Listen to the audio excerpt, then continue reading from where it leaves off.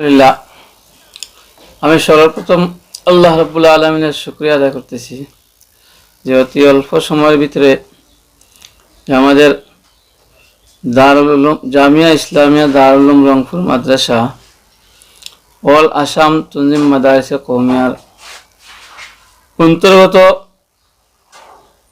মাদ্রাসা সমূহের মধ্যে বৃত্তি পরীক্ষায় অংশগ্রহণ করিয়া গত বছরের পরীক্ষায় আলহামদুলিল্লাহ অল আসামের মধ্যে আমাদের মাদ্রাসায় তৃতীয় স্থানের বৃত্তি লাভ করছে। তৎসঙ্গে হিফজ বিভাগের মধ্যে আরও 3 জন ছাত্র বৃত্তি লাভ করছেন। কেরাত বিভাগের মধ্যেও 1 জন ছাত্র পুরস্কৃত হয়েছেন। অল আসাম তনজিম মাদারিসে কওমিয়ার অন্তর্ভুক্ত প্রায় 1600 মাদ্রাসার মধ্যে আমাদের মাদ্রাসায় সালে হাফতম তথা মওকুফ আলাইহি ক্লাসের মধ্যে আমাদের সুযোগ্য ছাত্র আবুল মুহসিন মোহাম্মদ তানভীর 3 নম্বর বৃত্তি লাভ করিয়া জামিয়া ইসলামিয়া দারুল উলুম রংপুর মাদ্রাসার নাম উজ্জ্বল করেছেন। তাই বলিয়া সর্বপ্রথম আমি আল্লাহ রাব্বুল আলামিনের শুকরিয়া আদায় করতেছি। তৎসঙ্গে আমার মাদ্রাসার আসাতিদায়ে কেরাম এবং মেহনতি ছাত্রগণের কৃতজ্ঞতা আদায় করতেছি।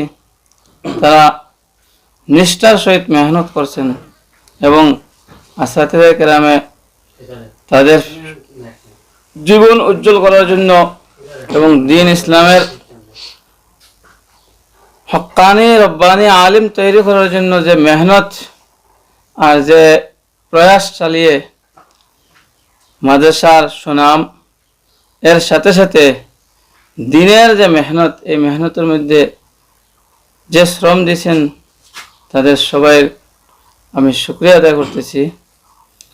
এর সাথে সাথে আমি এই অত্র এলাকার ধর্মপ্রিয় ভাইদের শুকরিয়া আদায় করতেছি যে তারা যেভাবে এই মাদ্রাসার সাথে আন্তরিকতা এবং এই মাদ্রাসার সহযোগিতা করছেন এবং করবেন, এর জন্য আমি